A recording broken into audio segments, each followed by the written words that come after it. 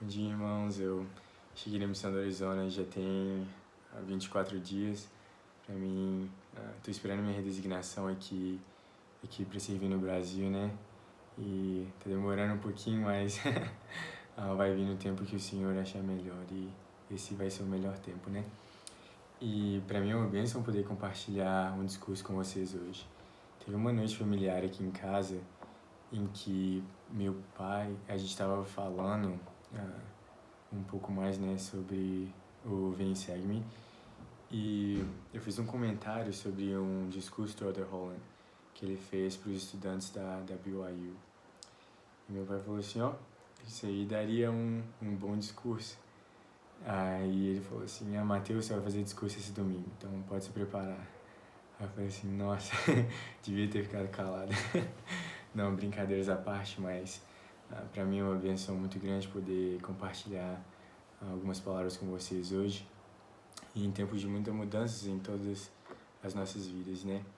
E nessa conferência, na verdade nesse ano, né, tem se falado bastante sobre a restauração do Evangelho de Jesus Cristo em nossos dias.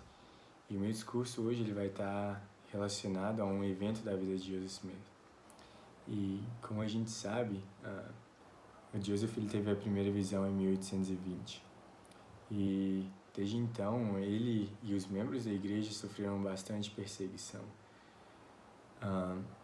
E entre as muitas perseguições que Joseph sofreu, Joseph Hiram, que era o irmão dele, e mais 5 líderes da igreja, eles foram presos numa cadeia chamada Cadeia de Liberty.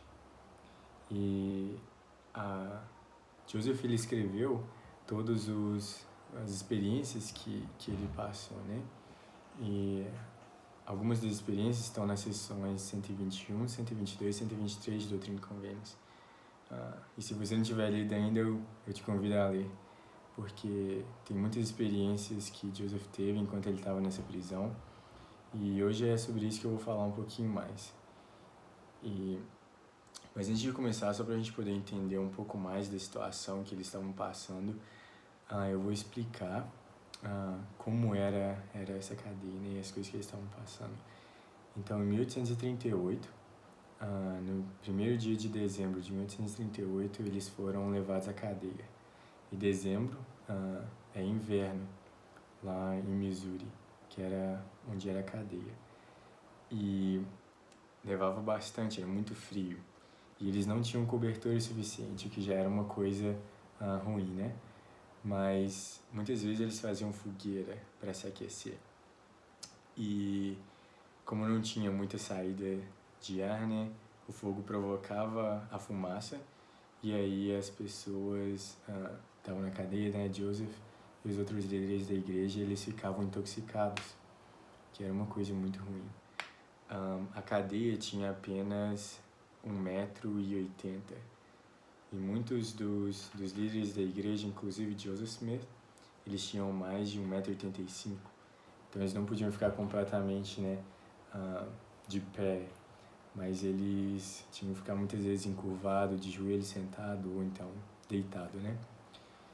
Que era uma coisa bem desconfortável. A comida era velha e vinha contaminada, e muitas vezes a comida vinha com veneno. Então, por causa da situação alimentar, muitas vezes eles passavam mal, vomitavam, e era uma situação muito ruim.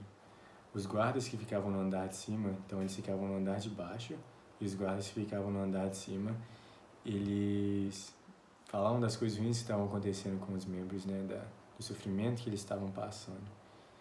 E isso era uma coisa muito ruim deles ouvirem, né?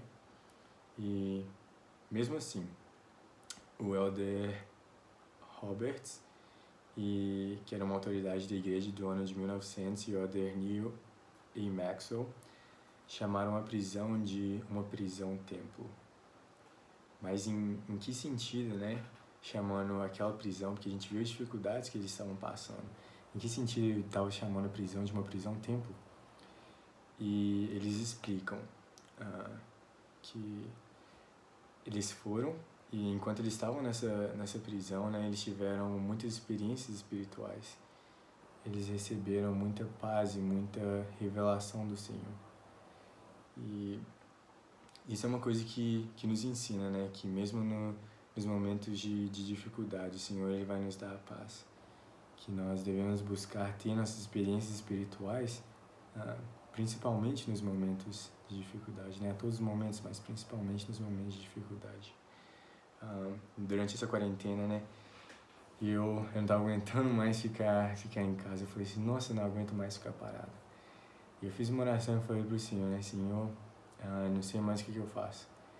E essa oração à noite, quando eu terminei a oração, toda aquela angústia, né? Aquele sentimento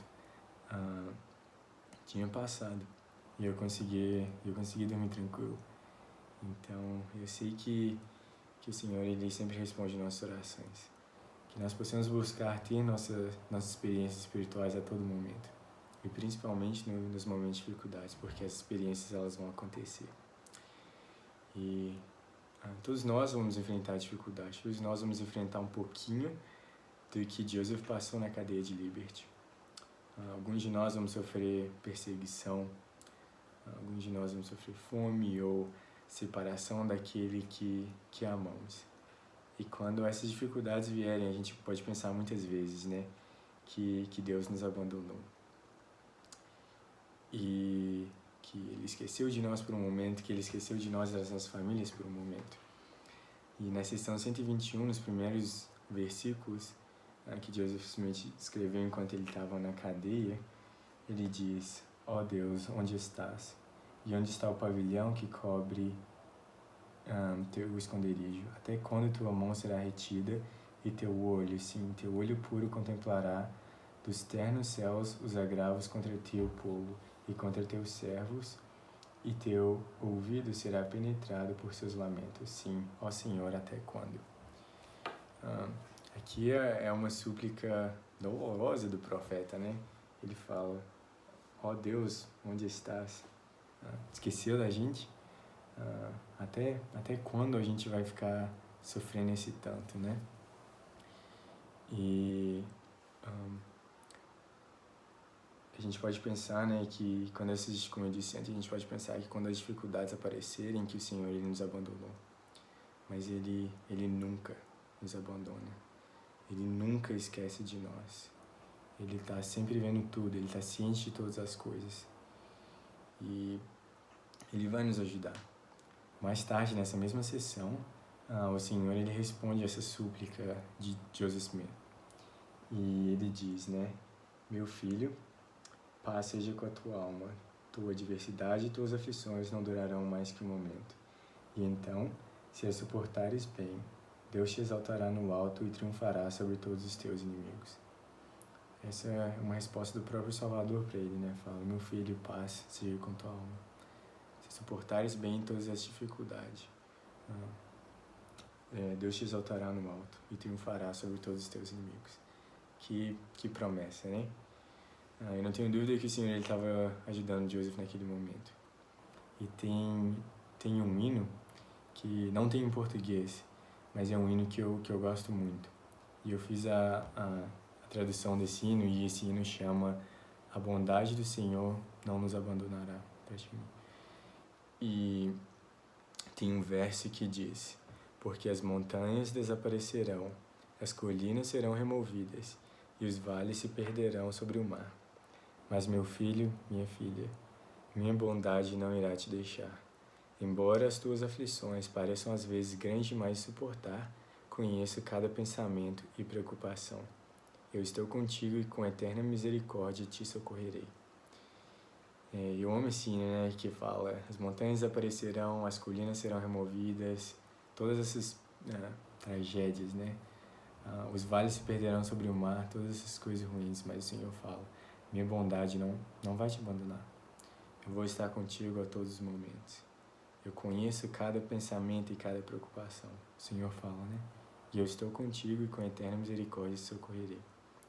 Nós não estamos sozinhos na nossa pequena prisão aqui na Terra, né? Nas nossas pequenas dificuldades. E tem uma outra lição que a gente pode aprender também enquanto Joseph ele estava nessa nessa cadeia, né?